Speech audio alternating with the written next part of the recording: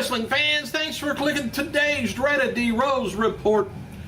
Feeling in the WWE that Monday's 3-hour Raw is going to be an easy show because they got so many appearances and angle lined up for the 1000th show that from there on things may get a little bit harder as they find a way to fill up 3 hours of Raw every week without months of promotion and special stars filling up the segments. So we're going to be spoiled is what we're saying.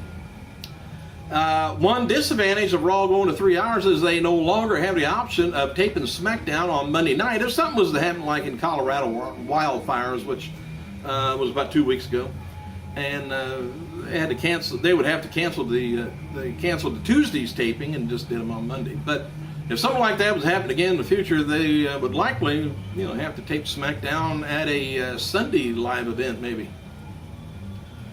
Top matches for WWE SummerSlam pay-per-view will reportedly be the WWE Champion. This is the way it mounts up so far. WWE Champion CM Punk taking on Cena.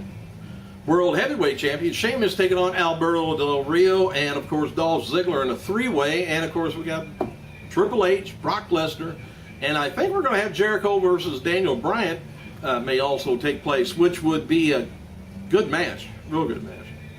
And it was an excellent match, Punk and Bryant on the pay-per-view last Sunday.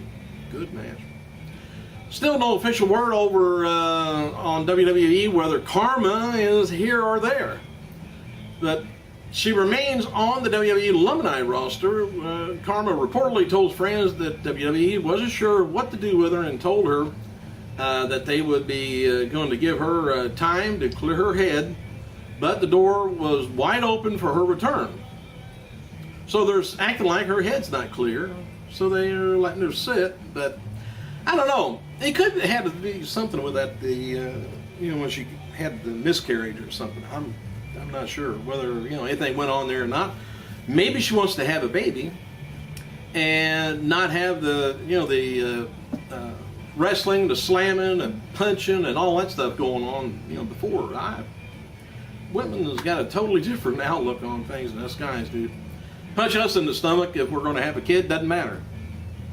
Leave the women alone. It's no secret now that WWE is going heavy into the social media once Raw goes to 3 hours next week. The sources say that extra hour Raw is eventually going to end up being 75% social media, 25% Raw. The idea at the beginning is the first hour of the 3 hour would be something similar to a pre-show. So that tells me that if they're telling us ahead of time it's not going to be a Raw type Raw show, the first hour, we'll just turn it on at 9 o'clock and be done with it. Once WWE Network kicks off, WWE is planning on doing a 30-minute to 1 hour live show dedicated to social media, similar to the old WWE. Remember Livewire? I think the Coach did that for a while. Officials are also interested in turning some of the current YouTube shows like WWE Download into a 30-minute network show. They're thinking about all this. Let's just see what the hell they're going to do. WWE Champion says he's working on making his August 11th Wizard World Comic Con appearance in Chicago something special. Apparently it wasn't going to be, but now it is. Punk wrote on Twitter about the upcoming WWE DVD. He says, just had an advanced screening of my DVD for a selected few family members. So proud of it. Worked a lot of cool things, for its release. John Cena, he's patting his own back, in other words. John Cena's winning Money in the Bank ladder match, not something WWE came up with months ago, as Cena was originally scheduled to take Money in the Bank pay-per-view off. They were not going to have it for a while because it just didn't draw very well. We'll see how it drew this time. Buy rates. Anyway, WWE. The other thing too is, did you not think Cena would win the Money in the Bank? I don't think Cena even thought he was going to win it either, by the look on his face, which was surprise. It broke. Here it is. I think that wasn't supposed to happen. This is my opinion, because of the look on his face. Plus, usually a mid-carder gets that, and he goes and serves it on one of the, like a John Cena that's been beat down and get the tag title. That's how the world title or WWE title that way, because they got to sneak in and do it. But hell, Cena is the guy. So who's Cena going to try and beat? He could beat everybody there apparently. So it's kind of worthless. Like I say, that's just me. Anyway, WWE decided not to change WWE title or the World Heavyweight title at Money in the Bank because of new directives from Triple H. Where it is now, he wants a champion to hold their titles for longer than they have been. Also, Diva Eve Torres will be hosting a 3 self-defense seminar for women. Damn it, I wanted to go to it. At the Gracie Academy this Saturday, Torrance, California. Seminars from 4:30 till 6:30. Check it out, it's online. Former WCW, WWE star Ming, or Haku, which I thought was something that when you coughed, that happened. But anyway, Ming will be coming out of retirement for the Chikara King of Trios tournament mid-September. He's also going to be teaming with former WWE stars, remember the Barbarian and the Warlord?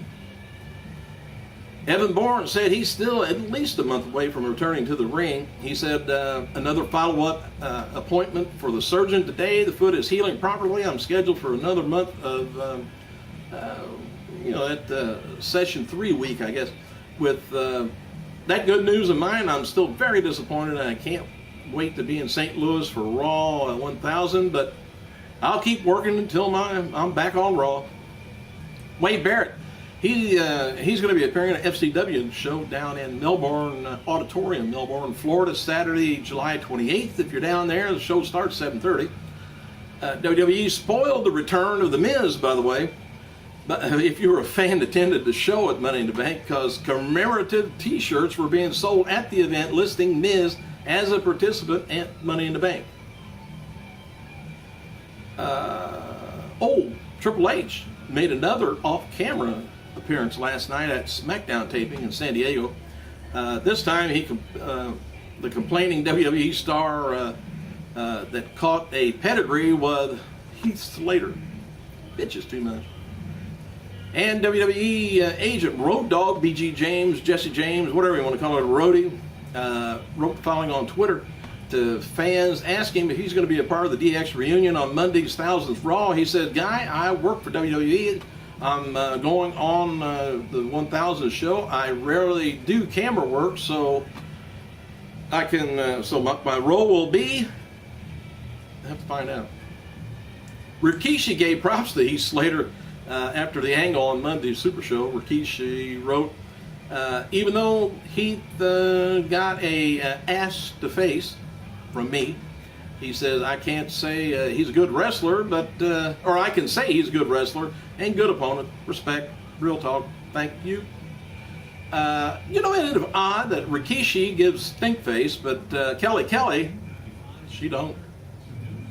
Isn't that odd? TMZ, catch this. TMZ reports that the Ultimate Warrior is being accused of scamming a collector out of $28,000 and a bunch of merchandise, including ring-worn tights. Sports memorabilia dealer Christopher Elias filed a police report in Santa Fe County, New Mexico. That choked me up. They were trying to get him for fraud, but I thought he was been accused of fraud a long time ago when he claimed to be a wrestler. Back to the story. He claims that he signed a $28,000 deal with the Warrior, in which the Warrior agreed to sell him a bunch of merchandise from his personal collection. The Warrior was also supposed to sign 20 belts and 10 WrestleMania posters that Elias owned. Elias claimed that he paid the Warrior almost $30,000, but WWE champion went on MIA ever since any of the merchandise. I never sent any of the merchandise. Elias is looking for criminal charges to be brought against the Warrior, saying he will sue him if he doesn't get his money and memorabilia back.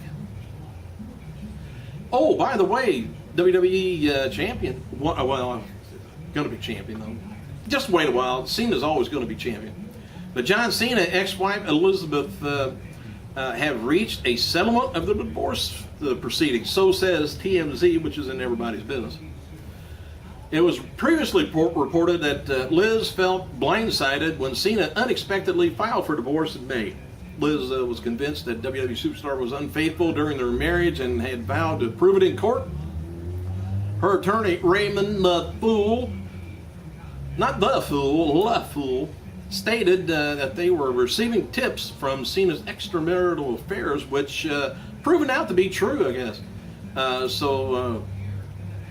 Could have affected the prenup agreement. But now LaFool tells TMZ that the former couple have managed a private agreement.